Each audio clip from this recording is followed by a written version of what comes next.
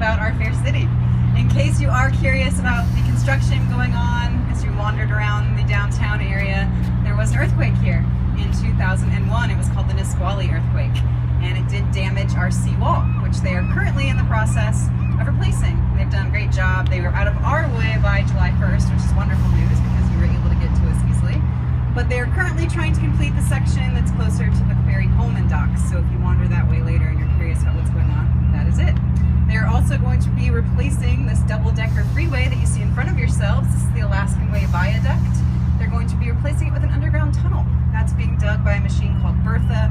So if you've heard anything about that, that is what that is all about. Facts are fun.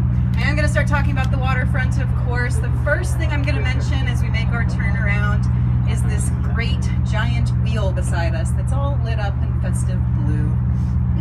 This is the Great Seattle Wheel, and it is one of the newer additions to our waterfront. It opened in June of 2012. When it opened here, it was the largest of its kind in the whole United States. It stands at about 175 feet tall. Unfortunately, Las Vegas also likes to build things large, so they currently have the tallest one. But ours is kind of special in that each of those 42 gondolas is heated in the winter and cooled in the summer. So if you get too hot or too cold for that matter, you can go into the Great Wheel. It's one of the few places that has air conditioning in Seattle during our warm summer days. There are 42 gondolas, as I mentioned. It costs $13.50 to get into one of the regular ones. But if you notice, towards the top, there is a black one.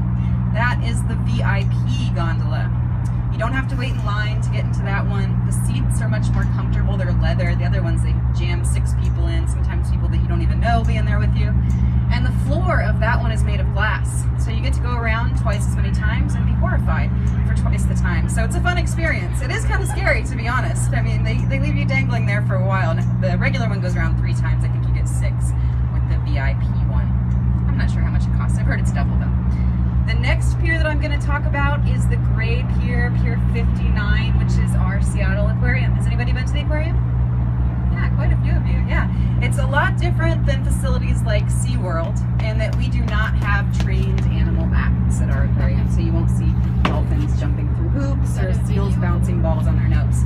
Ours is a research and educational facility, and our claim to fame, you can say, is that this is where the first giant Pacific octopus was bred in captivity. They do swim in these waters, they're beautiful creatures, and they're incredibly intelligent. In fact, it's said that that first octopus was sneaking out of its own cage at night and into the tropical fish tanks, where it would eat as many fish as possible before